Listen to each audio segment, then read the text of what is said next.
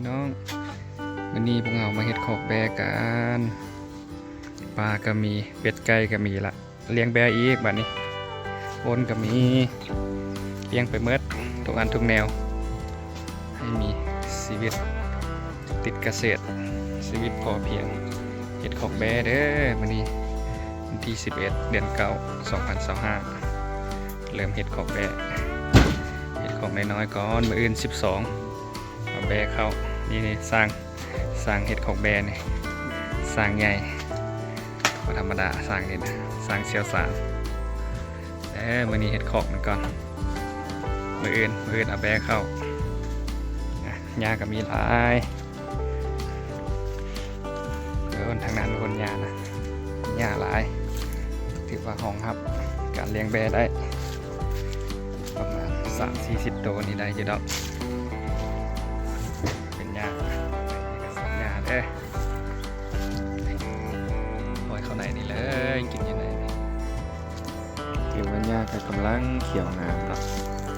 ช่วงท้ายฤดูฝนนี่เขียวงามทุกบอน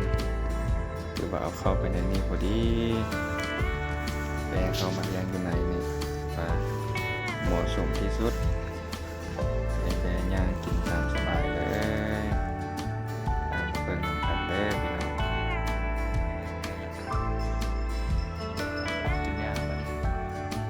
ต้นไม้ได้2 ปีแล้วใหญ่ละแม่บ่ถึงละแม่มาปล่อยเข้าไปกินยาอยู่ในสวนเอานี่ขังไว้นี่เลยครับมันโฮมทินเทียเด้อฟาร์มเขาอยู่ทางนี้เด้อเดี๋ยวขยายแล้วท่านใดสนใจอยากซื้อแบะลูกแบะพ่อแม่พันธุ์แบะเดี๋ยวเรามีแบ่งปันเด้อติดตามชมตอนต่อไปเด้อพูนทางนั้นพ่นกระทงนาจากนั้นเพิ่นเกี่ยวเข้าแล้วนี่กะปล่อยแบะลงเลยทงนาพุ่นมืดหญ้าเนาะทางนี้ก็เป็นสวนเฮาฝั่งนั้นเป็นทุ่งนามีครบทุกอย่างพี่น้องสีสันเกษตรสไตล์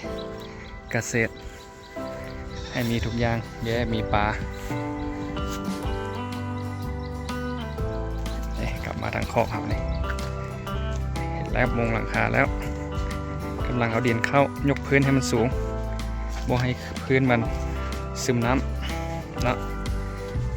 แบะเข้าแบะจังบ่เปียกเวลาเอาน้ำไม้เอาขี้มันออกไปใส่ต้นหมอกต้นไม้มันก็สบายบนนอนนะมีบนนอนคักน้ำกล้วยก็มีครบทุกอย่างน้องไม้พี่น้องนี่แหละสีสันเกษตรชีวิตติดเกษตรมื้อนี้ก็เอาไว้สำนีก่อนบัดเอาแบะเข้าแล้วสิอัปเดตให้เบิ่งอีกเด้อ